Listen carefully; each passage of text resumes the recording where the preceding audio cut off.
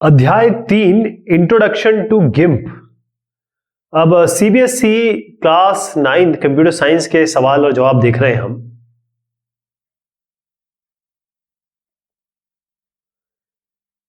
ये सवाल जवाब है गिम्प के। गिम्प एक इमेज एडिटिंग सॉफ्टवेयर है, जीएनयू इमेज मैनिपुलेशन प्रोग्राम है। ये फ्री है, ओपन सोर्स है। तो व्हाट इज इमेज एडिटिंग, पहले ये समझेंगे। इमेज एडिटिंग का मतलब ये होता है कि मान लीजिए आपके पास एक फोटोग्राफ आपने मोबाइल से खींची, अब यहां पर एक लाइन आ गई या थोड़ा सा डार्कनेस आ गई, ऐसा कुछ आ गया, जैसे सैटेलाइट इमेज पे चला जाता हूं मैं, हो गया कि एक सेंसर खराब हो गया यहां पे। अब जो 800-900 किलोमीटर ऊपर आपने सैटेलाइट छोड़ा है और यहां से कंटिन्यूस इमेज आती है, लाखों करोड़ों रुपए खर्च करके आपने भेजा, एक सेंसर खराब होने से या फिर एक एरे होता है इसमें, तो एक लाइन आ रही है या कोई ब्लरीनेस आ रही है या फिर सॉल्ट पेपर नॉइज आ रही है, बहुत सारी चीज ऐसी होती है। या आप चाहते हैं कि इतना बड़ा इमेज हो गई यार, थोड़ा सा इसको मुझे ना केवल इतना पोर्शन चाहिए, इससे ज्यादा नहीं चाहिए, केवल इतना चाहिए। आप ये देखेंगे कि यहां पर एक ही इमेज है और यहां पर कैसा है, यहां पर कैसा है, थोड़ा सा इमेज जो लिया गया है उसको यहां पर चेंज आप देख रहे हैं, इसमें परिवर्तन देख रहे हैं ना। तो इमेज जो आती है, इमेज एडिटिंग का मतलब होता है इमेज को थोड़ा बदलना, ऑल्टर करना। चाहे कोई भी इमेज हो, डिजिटल फोटोग्राफ हो जो शुरुआती दौर के फोटोग्राफ हुआ करते थे, कोई इलस्ट्रेशन हो, जैसे अगर आप पावर पॉइंट पे जाते हैं वहां इमेज लेते हैं, उसको भी चेंज कर सकते हैं आप। यानी जो भी चीजें आपको इमेज के नाम पे आती हैं उसको चेंज करना, परिवर्तन करना, तब्दील करना, उसे एडिटिंग कहते हैं। List few image editing tools available. तो ये जो नाम है, ये केवल नाम आपको बताए गए हैं, लेकिन इसके अलावा अथाह सागर है। अगर आप यही चीज सर्च करने लगेंगे गूगल पे जाके, तो आपको केवल 10 नहीं, मेरे ख्याल से सैकड़ों ऐसे इमेज एडिटिंग टूल्स मिल जाएंगे। फिर आपका सवाल ये होना चाहिए कि इतने सारे इमेज एडिटिंग टूल हैं क्यों भाई? तो आप देखेंगे कि जैसे शुरुआत जब हुई थी विंडोज की, तो एमएस पेंट इसमें एमएस पेंट, चलिए मैं आपको खोल के दिखा देता हूं। आप देखें ये पेंट है। अब आप बोलेंगे ये पेंट जब था तो बाकी इमेज एडिटिंग सॉफ्टवेयर आए क्यों जब आपके पास पेंट था? तो पेंट बहुत बेसिक है, यानी कि आप कुछ यहां बनाइए, इसको क्लीन कर दीजिए, ऐसा कुछ शुरुआती दौर पे सिखाने के लिए या काम करने के लिए थोड़े बहुत इसमें बहुत ज्यादा नहीं, थोड़े बहुत काम हो जाते हैं। बट आपको अगर बहुत ही प्रोफेशनल तौर पे इमेज एडिटिंग करनी है, जैसे वीडियो एडिटिंग भी सॉफ्टवेयर आते हैं, सारी जो फिल्म इंडस्ट्री है वो वीडियो एडिटिंग सॉफ्टवेयर यूज करती है, तो ये सब चीजें जरूरत के हिसाब से आई है। और जैसे जैसे जरूरत के हिसाब से चीजें बढ़ी, तो गिम्प हो गया ये, क्योंकि फोटोशॉप का बहुत दबदबा है। गिम्प एक फ्री ओपन सोर्स है, ये आपका प्रोप्राइटरी है, यानी कि आपको खरीदना पड़ता है। कहीं पर कुछ ऑर्गेनाइजेशन अच्छा है फाइलों का, कहीं बहुत बेसिक काम होता है, आपको इतना बड़ा सॉफ्टवेयर चाहिए ही नहीं, आप ऐसा काम करना ही नहीं चाहते, थोड़ा सा ही काम करना चाहते हैं, तो एमएस पेंट ले लेंगे। ऐसे बहुत सारे आपके पास ऑप्शन है। कोरेल का जो पेंट शॉप प्रो है ये भी बहुत जबरदस्त है। तो ये सारी चीजें हैं अलग अलग सॉफ्टवेयर में, जो आप नाम देख रहे हैं तो खैर देख ही रहे हैं, इसको तो आपको समझना ही, लेकिन मैं आपको बता रहा हूं कि इतने सारे क्यों हैं, किस लिए है, सब में कुछ अलग है, सब में कुछ अपना कुछ स्पेशलिटी है, इसलिए किया गया है, इसलिए बनाए गए हैं।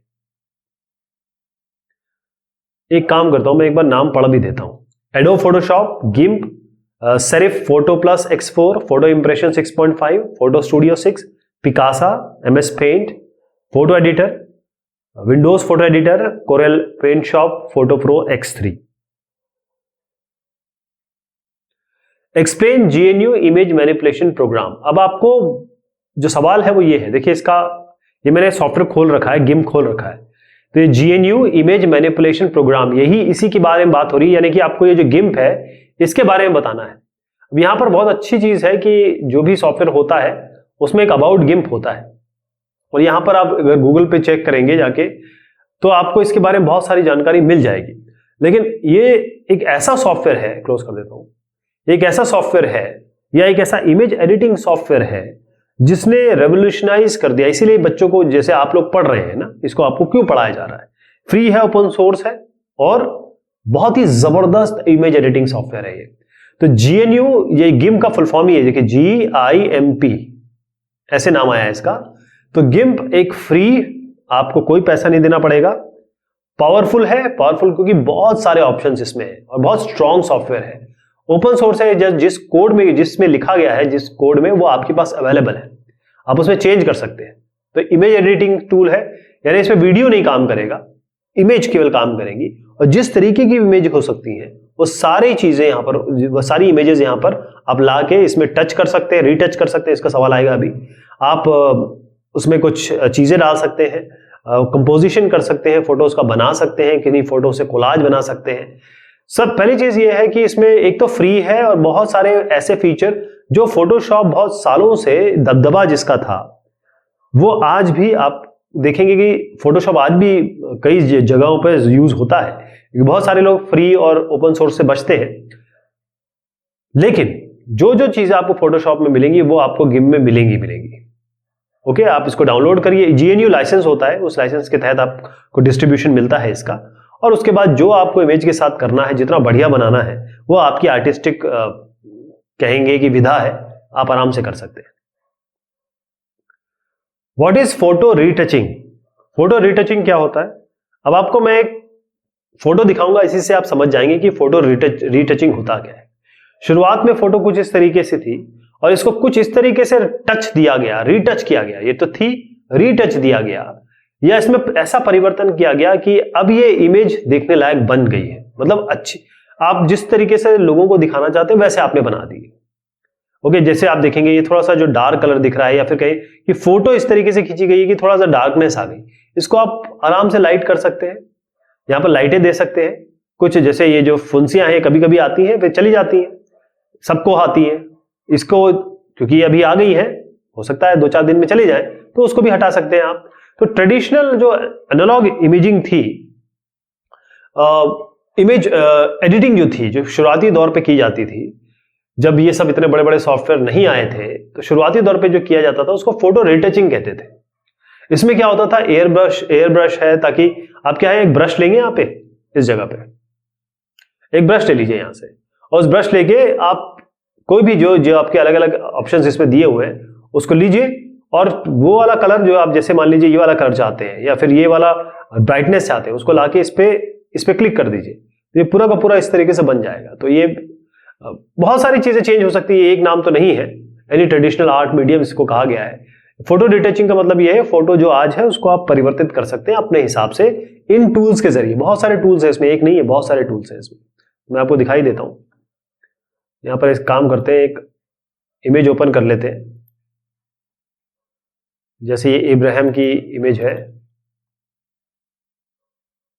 और फिर जब ये इमेज आ गई, फिर इसमें आप ये सब काम कर सकते हैं, मतलब ये जो ऑप्शंस है ना आपके पास, जैसे मैं एक बता रहा हूं, ऐसा नहीं है, इसमें इतने सारे टूल हैं कि आप करते करते थक जाएंगे, इसीलिए इसको कहते हैं इतना इतना शानदार। ये जैसे कुछ ऐसे कुछ कर दिया जाए ना, जैसे आप नहीं चाहते आप अपने किसी का फोटो दिखाएं, तो ये आपने एक तरीके से रिटचिंग कर दी है, और इसके अलग अलग कलर बन सकते हैं।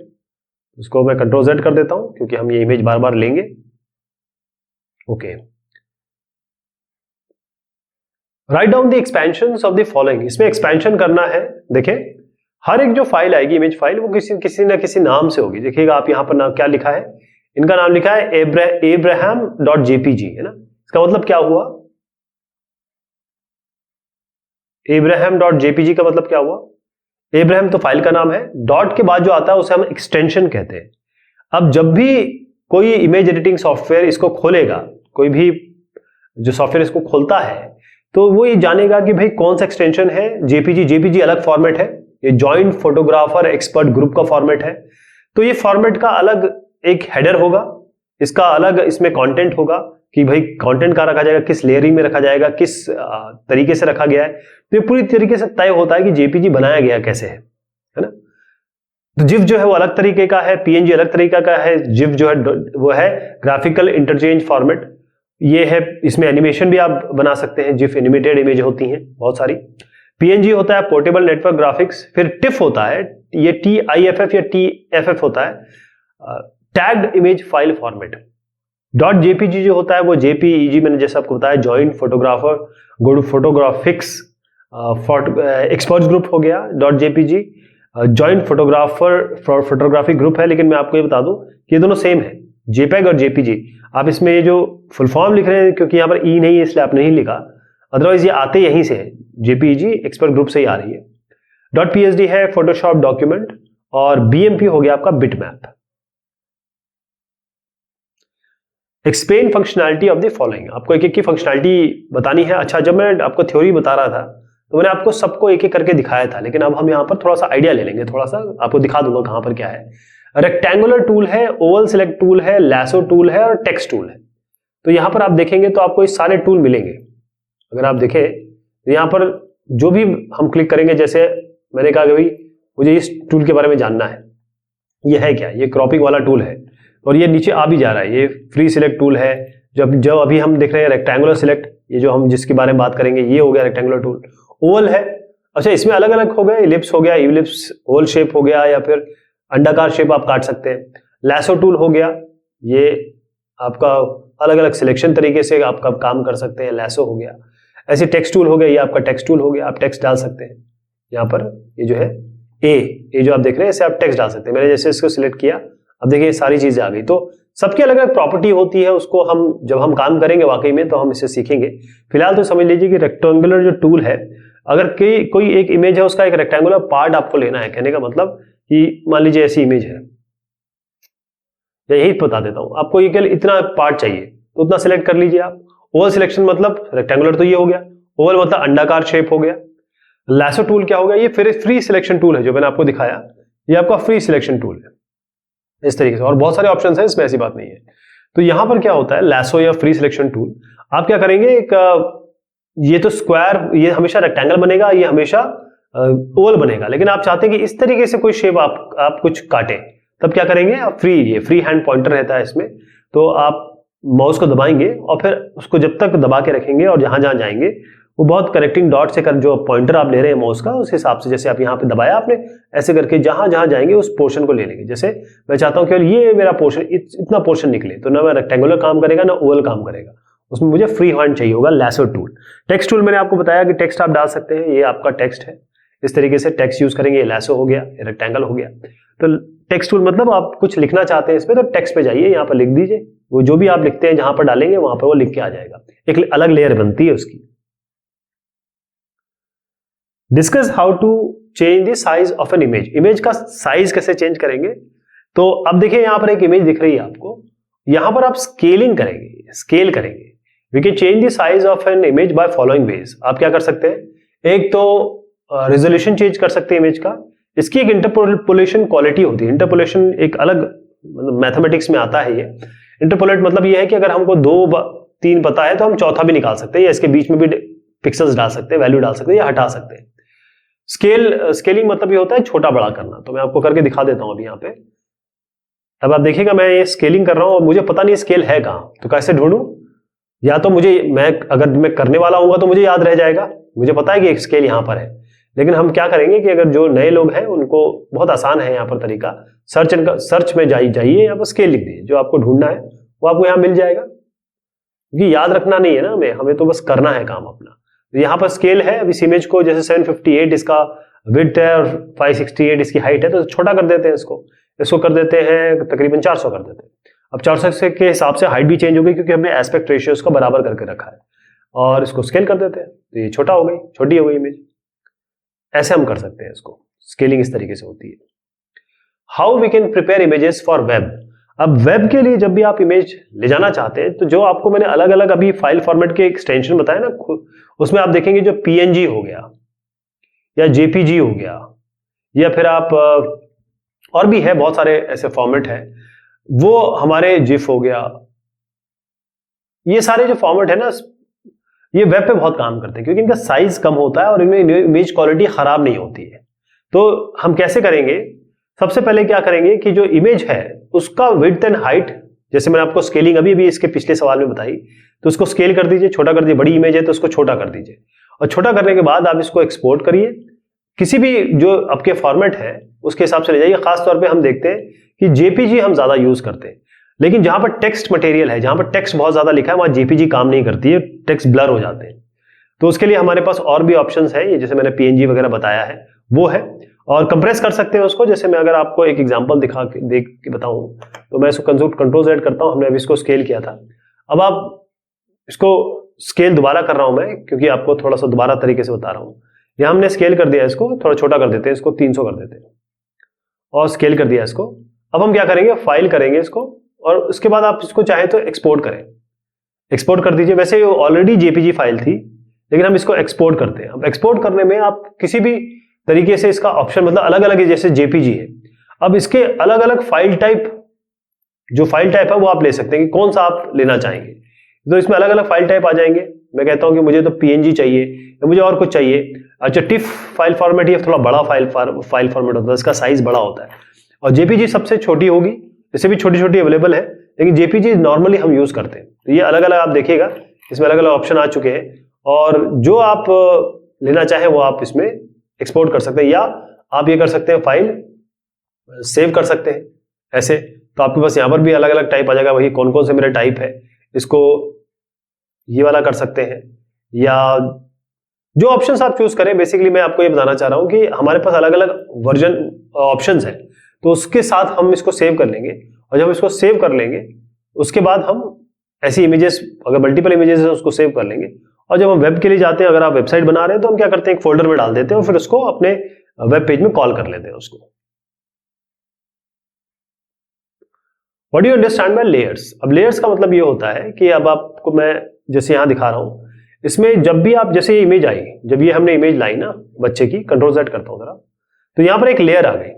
अगर मैं इसके ऊपर और कुछ लिखता हूं, जैसे मैं एक टेक्स्ट वाला चीज लिखूं या कुछ और भी करना चाहता हूं, तो आप देखेंगे कि कुछ भी अगर मैं यहां पर करता हूं तो यहां पर एक लेयर आ गई। मैंने अभी कुछ लिखा नहीं है, मैं बता रहा हूं कि ये लेयर हो गई। अब इस टेक्स्ट को हटाना है तो मैं इसको बंद कर दूंगा, इसको एस्केप कर देता हूं। अब आप देखिए एक लेयर आ चुकी है ना, मैंने इसको हटा दिया, लेकिन मैं अगर इसको कर दूं तो ये टेक्स्ट लेयर, मैंने लिखा नहीं है अभी कुछ, वो लेयर आ गई है इसमें, ये वाली जो देख रहे हैं। यहाँ पर आप कुछ भी लिख सकते हैं, जैसे ब्लैक में लिखा हुआ है, इसको आप कर दीजिए कोई और कलर, जो भी आपका आप चूज करना चाहते हैं वो कलर यहाँ पर चूज कर लीजिए। और इसका फॉन्ट भी चेंज कर सकते हैं, पिक्सल चेंज कर सकते हैं। देखिएगा ये सैन सेरिफ है, मैं इसको कुछ और में भी चेंज कर सकता हूँ। यहाँ पर भी हमारे पास ऑप्शन है, अगर आपको वहां क्लियर नहीं दिख रहा है तो आप यहाँ से चेंज कर सकते हैं, ऐसे कर लीजिए इस तरीके से। और उसके बाद इसको सेव करना पड़ेगा, मैं अभी कर नहीं रहा हूं। तो यहाँ पर देखिए एक टेक्स्ट तो ये लिखा हुआ है, दूसरा टेक्स्ट ये हो गया, और तीसरा ये जो इमेज है, तो यहाँ पर ये एक लेयर हो गई, ये एक लेयर हो गई, ये एक लेयर हो गई, तो मल्टीपल लेयर आ गई। इनको मैं बंद भी कर सकता हूँ, खोल भी सकता हूँ ऐसे करके। तो ये अलग अलग लेयर्स है, और ये जो लेयर्स है उसी के बारे में बात चल रही है। और ये ऐसा नहीं है कि एक ही टेक्स्ट वाली होती है, बहुत सारी लेयर्स डाल सकते हैं आप। तो लेयर का मतलब ये होता है कि जिस तरीके से आप, मैंने पहले भी आपको बताया था, सैंडविच खाते हैं ना, तो सैंडविच में एक नीचे एक ब्रेड होगा, नीचे ऊपर एक ब्रेड होगा, फिर यहाँ पर आप आलू की टिक्की होगी, यहाँ पर खीरे होंगे, या एक पत्ता होगा, यहाँ पर कुछ टमाटर होगा। तो ये अलग अलग लेयर है, लेकिन खाते तो आप एक साथ है ना इसको। तो इस तरीके से आप समझ लीजिए लेयर इस तरीके से होता है, खासतौर पे जब आप कोलाज बनाना चाहते हैं। जैसे एक इमेज यहाँ हो गई, इस बच्चे की एक और इमेज यहाँ डाल देते, यहाँ डाल देते, तो एक कोलाज बन जाता। और अगर कोई पोर्शन आप हटाना चाहते हैं, जोड़ना चाहते हैं, लेयर्स उसमें काम करती है। जो गिम्प है, इसमें जैसे मैंने कहा वर्चुअली आपने स्टैक अप किया। स्टैक अप कैसा है, ये एक स्टैक इसको कहते हैं, जैसे प्लेटें रख देते हैं ना एक के ऊपर एक, तो यहाँ पर आप देखेंगे ये स्टैक्ड है, जो मैं आपको दिखा रहा था। ये इसके ऊपर ये है, इसके ऊपर ये है, आप इसको ऊपर नीचे भी कर सकते हैं, किसको आप ऊपर भेजना चाहते हैं, नीचे भेजना चाहते हैं। तो उसके बाद फाइनली हम जब इसको सेव करेंगे ना, जब मैं इसको सेव करूंगा, तो ये सारी जो कंटेंट हमने लिखा है, ये हो चाहे ये लिखा हो, ये सारा का सारा इसमें आ जाएगा। मतलब अब जब फाइनल इमेज बनेगी तो ये सब लेयर जम मिल के बनेगी। अब जेपेग बनाए चाहे पीएनजी बनाए। तो ये सवाल जवाब हुए इस गिम्प के। बहुत शुक्रिया, बहुत मेहरबानी आप सभी की।